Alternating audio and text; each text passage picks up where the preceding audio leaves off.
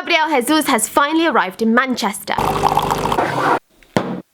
He arrives as a champion of the Brazilian Campeonato and a regular in the Seleção. Man City fans seem pretty excited to get a hold of him. So much so that one fan who didn't have a shirt or a piece of paper just started scrambling through his supermarket shopping and asked him to sign a block of cheese.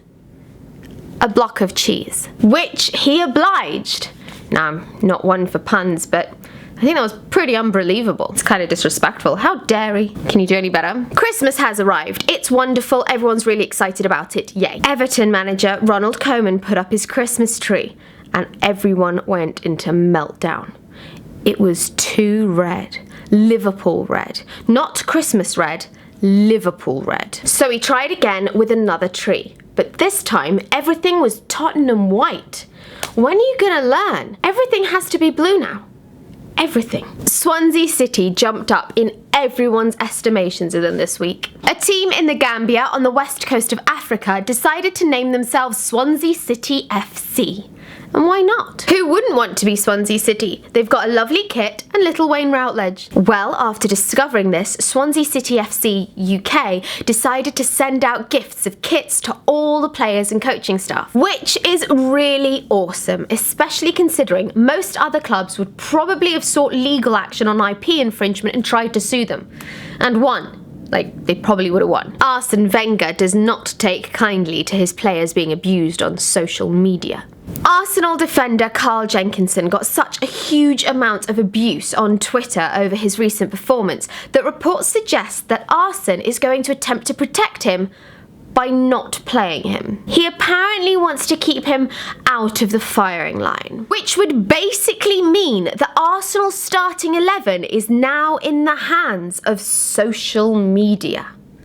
Beyond worrying. Jose Mourinho has finally given in to Bastian Schweinsteiger and labelled him the powerful one. Schweinsteiger was clearly surplus to requirements when Mourinho arrived at Manchester United, and Mourinho dumped him out of all first-team activities. But Bastian, like any good German, decided he wasn't going anywhere. He wouldn't give up, and he didn't stop. And Mourinho couldn't help but admire that. But still, it looks like Mourinho will be going in for round 2 against the powerful one to get him out of Manchester in January. Nothing seems fair for Crystal Palace winger Wilfried Zaha. He gave up on his dreams of playing for England and decided to accept the calls from the Ivory Coast. Now that England can't have him, they decided they want him, and Gareth Southgate went to Selhurst Park to personally convince Zaha to change his mind. Not officially call him up to the England squad, but just convince Zaha to be available should England want to call him up, which it doesn't.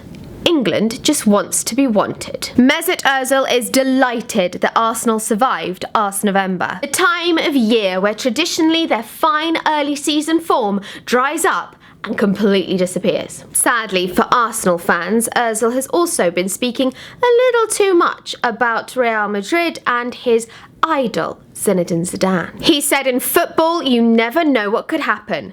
But it sounds like he knows exactly what he would like to happen. I'm done.